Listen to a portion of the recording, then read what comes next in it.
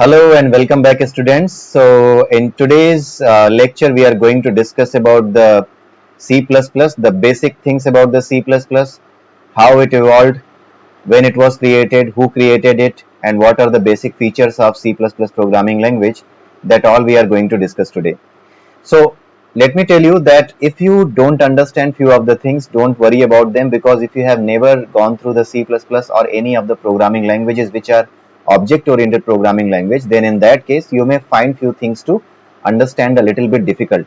But as soon as you will move ahead with this course, you will be able to understand each and every concept that we are going to discuss today, that we are going to touch base today. Okay, you will only get an idea about the C++ programming language features. Okay, and I will explain. I will try to explain in a bit easier way so that you can understand what we mean by those features, what is the exact logic of those features. But still, you will not be able to get all the things in this video, because that all things will be cleared as soon as you will move ahead with this course, and you will keep implementing the concepts that we are going to just touch base today. Okay, so let me first introduce you with the C++ programming language. So C++ programming language was basically developed by the Beson-Stroop at Bell Laboratories. So he was a computer scientist, Beson-Stroop, and he was a Danish computer scientist. Okay, so he developed it at the Bell Laboratories as part of his thesis when he was doing the PhD. Okay, so he just created. He was working on the C language, and then he based on the whatever thesis he was writing, based on his idea, based on his need for his project, he tried to develop a new language. He thought of a new language which is now known as the C++ language. Okay, so you can understand, you can compare the way engineers work in the Western world and in the Eastern world. Okay, so when they are writing the thesis, they are thinking about their own work, they are thinking about the language they are working on. They are not thinking about like just to write some program. They are not only thinking about writing some program, they are writing about a language itself. Okay, so you can understand like how much devotion they have towards this, and that is why in the area of programming languages, why they are so much rich. Okay, so the second thing is it's a object oriented programming language. Okay, so what is the meaning of the object oriented programming language, that we will discuss in the later videos. Just understand that object means anything, just like me, just like a company, that is also an object. Myself also an object. If you talk about a student, that a student is also an object. So every object has some property. Like if you talk about the company, then company has a name. If you talk about a student, then a student has a name. So at a broad level, you can understand that anything that you see in this world, that can be treated as an object, and that object has a certain property. Okay, and you can manipulate that object, you can talk to that object, you can manipulate that object, you can talk to that object using certain functionalities. Okay, suppose if you talk about the if you consider a television as an object. Okay, then that object has certain features, like you can start it, you can stop it, you can change the channels, you can change the brightness. So all these things like brightness, okay, the channels, all these are the features, are the attributes of your TV. Okay, of the television object. Okay, and when you change the channels, when you change the brightness, all these are the features. When you change the brightness, then this is the functionality. So this functionality plus the attributes plus this the name of the type of the object, or you can say the type of the entity, all these three things, when they are combined together, they are considered as an object. And when we develop all these things, when we maintain all these real world objects, when we create the program to maintain all these real world objects using the C++ or any other language, then this is known as the object oriented programming language. Any such language which supports this kind of object orientation, support, is known as the object oriented programming language. Okay, I hope you have got a little bit idea about what is the object. Okay, so when we talk about the objects, then there are certain features of the object oriented programming language. Based on those features, you can implement You can implement a proper program, you can implement a proper class is basically a blueprint for an object. Okay, so what is the meaning of the class and the object, what is the relation between the class and object, that we are all going to discuss in the coming videos.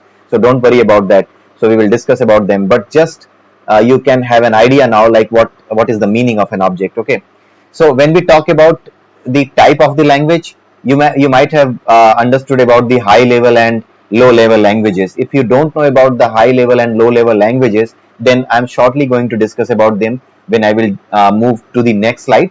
So let me tell you, like it's a middle level language. It's not a high level language, not a low level language, it's a middle level language, which means that you can perform the high level language task as well as the low level task using the C++ language. Okay, so that is why it is known as the middle level language.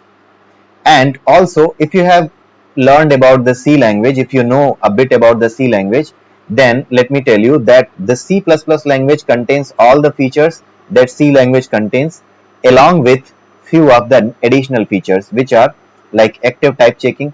What is the meaning of this? Don't worry about them. Just have an idea here. Active type checking, basic inheritance.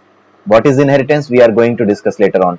Just right now, remember these things, that there is a feature called inheritance. Inheritance means an object can be derived from the other object, right? Like if we talk about the vehicles, vehicle is an object, but if you talk about the car, then car is a type of vehicle. So when there is a relation of type of, okay, there is the concept of inheritance. Okay, a car is a derivative of vehicle, it's a kind of vehicle. Okay, so wherever this kind of things comes, then we talk about the inheritance. Whenever there is a relationship like type of, kind of, there is the concept of inheritance. In detail we are going to discuss it later on. Okay, then default functioning arguments. If you know about the C language, then in C language you might have understood about the functions. The functions take the number of arguments, and whatever number of arguments a function is taking, you need to give that number of arguments strictly, those number of arguments and those type of arguments, if you are calling a function in C language. But in case of C++ language, you can omit, you can leave any of the arguments in the which are the trailing arguments. So those trailing arguments which you can leave, those are known as the default arguments of the function, and that feature has been provided by C++, and this particular feature is not available in C language. Okay, so you just take an idea here right now. Don't worry much about what we are what are the details behind that. All those details, as soon as the course will move ahead, we will discuss all of them. Then we have the classes. Classes are the blueprint for the objects. What is the meaning of the blueprint? Like if we are talking about the student, okay, then a student is an object. Suppose if we talk about a student John, then John is an object. Okay, but when we talk about the student, then we are creating a blueprint for an student. Okay, just like if you are talking about a college, in a college you are going to store the data of the students. So when you are going to store the data of a student, then you might have decided, like, I will store all this information related to a student, like his name, his father's name, his date of birth, all these things. You will decide that all these things I am going to store. So these are the attributes of the student. This is not exactly a student, this is just a blueprint, like how the data of a student will be stored. So this blueprint is known as the class. Okay, so when we create the class, we basically create the blueprint for an object. When this class is created, when this blueprint is ready, when you create the real object, when you create the object of a student using this blueprint, you give the name, right? Just like the John is the name, then this John is the object. Okay, student, when we give the name student, which is a pronoun, student is a pronoun. Okay, it's a pronoun. But when you give the noun, okay, it's a noun, John. When you talk about the nouns, then they are the objects. Okay, when you create a specific, using the blueprint, when you create a specific entity, then that specific entity created using that particular blueprint is known as the object. I hope you are getting some point now. Okay, some concepts you are getting related to the classes and objects. Okay, so class is a blueprint for the object. That's it. Okay, so when it was first launched, it was known as C with classes. So when the stop stroke delivered this new language, delivered this new project which is known as the C++ now. He first delivered this project with name C with classes. Okay, until 1983, this language, which is today known as C++, it was known as C with classes until 1983. In 1983, it was renamed as C++. Okay, after renaming it as C++ till the date, which is like 2020, we have got different versions of C++, and the latest version of C++ is known as C++ 20. With every moving version, C++ has added some new features to make it compatible, not compatible, basically to make it competitive with the other languages which are available in the market. Because in today's date, you can see there are a number of languages. C# is there is Python, there's many other languages. So to compete those languages and to make it more versatile, the new features were added with the new versions of C++. So the latest version of C++ 20 contains a lot of new features that we are not going to discuss throughout this course, because all the C++ 11, 12, 14 and 20 features, they are itself new features. They are not the C++ concepts, they are the new features in C++. But the target of our course is to make you aware in C++ language at a level of beginning, at a beginner's level, and up till a intermediate level. So you will be you after going through this course, after completing this course, you will be a C++ developer who is at the intermediate level, or you can say that you are a moderate level proficiency in the C++ language. Okay, so now let us discuss some features of C++. Okay, in detail we are going to discuss in the coming videos, but in this video you can understand few of the things. Object orientation we have just discussed, and in detail we are going to discuss in the coming videos. Platform dependent, this language is platform dependent. The second feature that we are going to discuss is the platform dependent. So what is the meaning of platform dependent? Suppose there is an operating system called Windows. Windows is an operating system, and there is another operating system, Linux. Okay, so what is the meaning of platform dependent? Platform dependent means if you have created a C++ program on Windows, then it will only run on the Windows, it will not run on the Linux. And if you have created a program in C++ on the Linux platform, then it will not run on the Windows. Okay, so whatever platform you have used to create a C++ application or a C++ program, that application or program will only run on that particular platform or operating system. Then in that case, such kind of language is known as the platform dependent language. Okay, so this language, which is known as the C++ language, is a platform dependent language. This is the feature of C++. And now the third feature is the structured programming language. Okay, so if you know about the C language, then you know that you have written the functions independently. You written main function, and whatever functions you have to use, you written in some other file. So to maintain a kind of functions, you have written separate file, and in that file you have written those kind of functions. If you have to call those functions, then you have to you must have an external linkage to those functions. Okay, what is the meaning of external linkage? That we are going to discuss in the later videos. Right now you don't need to worry about them. Just understand that in case of C language, the functions were independent, they were written somewhere else, you were calling them from somewhere else. Okay, if you think of an object, like if you think of a student, then all the things related to the student, like the attributes, like the functionalities, all those things were not contained in a single module. Okay, they were sparsed throughout the application in the C language. But in case of C++ programming language, you encapsulate, or you can say you put all the things. Suppose you are creating a student class. Okay, you have a blueprint for the student objects. Okay, so student is a class, a blueprint for the student objects. So what you put the name, the date of birth, the course that he has enrolled. Okay, all those things you put inside the student class. You put inside a class the functionality, like the functionality can be like the marks he has got, calculate marks.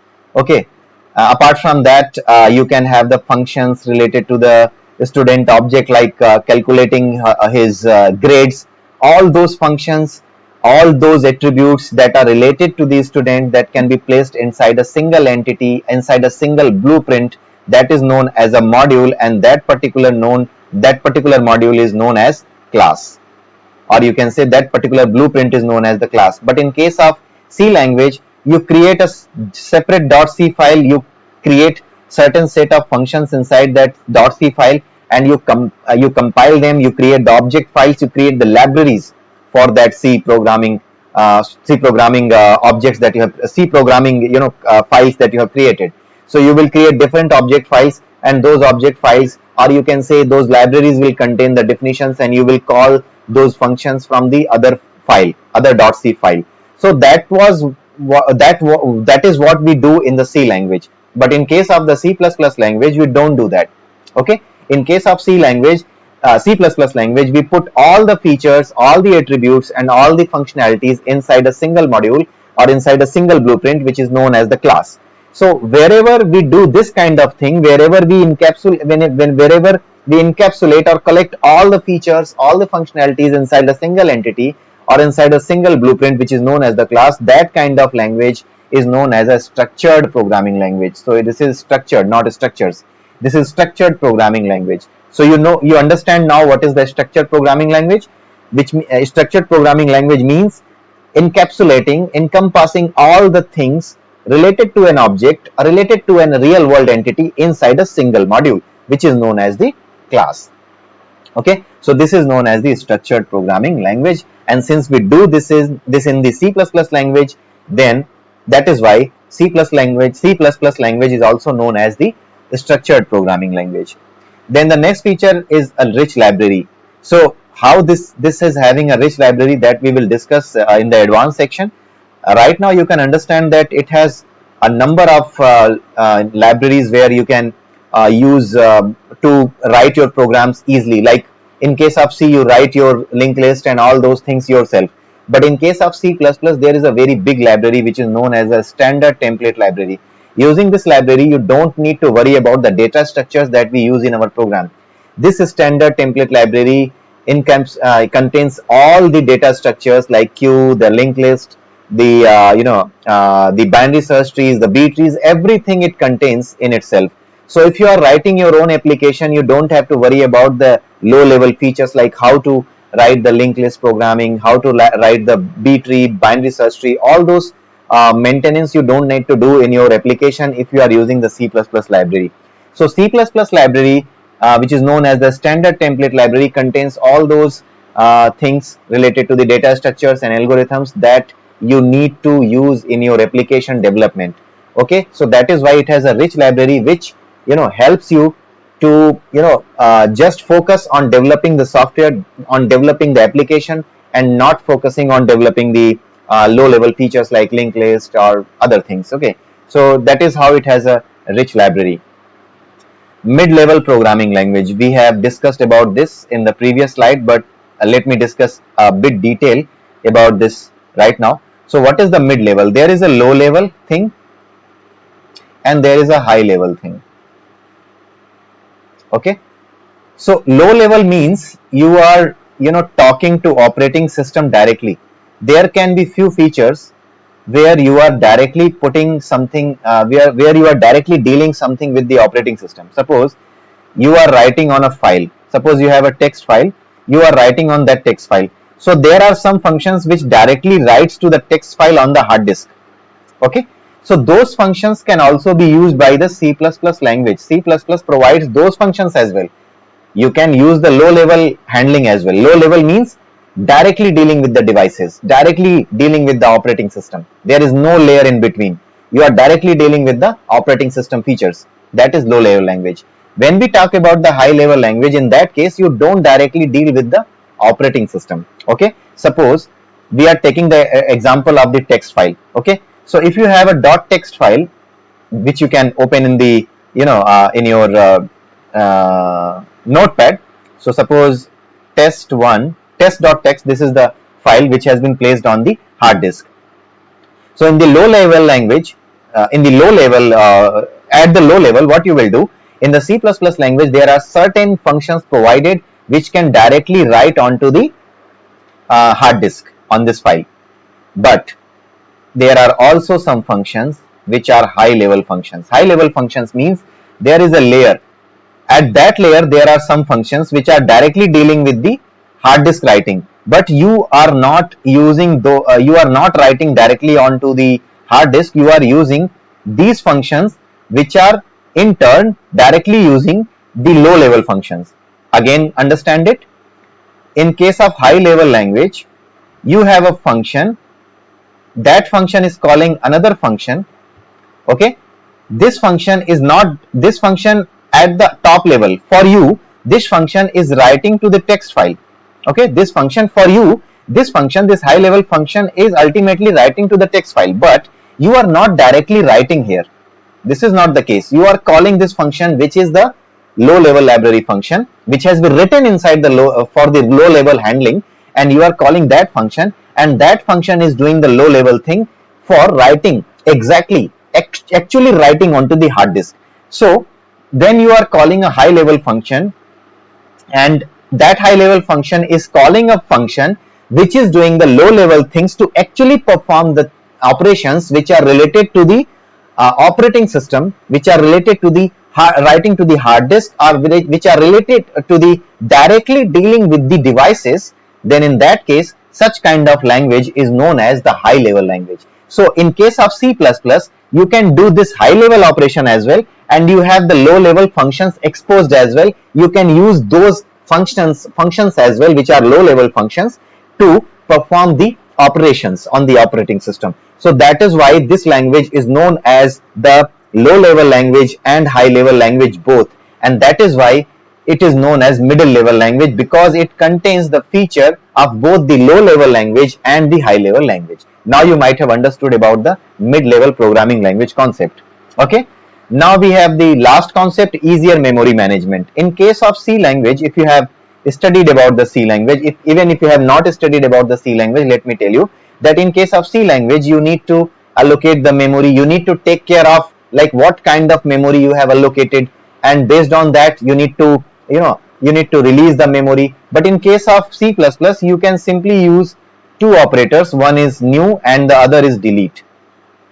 Using these two operators, without taking care of like what was the type of memory you have allocated, what was the type of memory you deallocated, you need to deallocate. You don't have to worry about that. You just allocate the memory for integer or float or character. Don't worry if you are not aware about these things. We are all going to discuss about those things. So if you allocate the memory for the float, double, integer, whatever, okay, you don't need to take care about like what type of variable, what type of memory you have allocated, for what type of variable you have allocated the memory. You can simply use the new to allocate the memory, and you can simply use the delete to deallocate the memory. So you don't need to worry about the other complications which are there in C language. So that is why the management of memory is comparatively easier in C++ language. So this is all about the features and the introduction about the C++ language, and in the next video we will start about the object oriented concepts related to the C++ language. So in the next video you can see those concepts we will be discussing there. Okay, so thank you, have a nice day, and bye bye.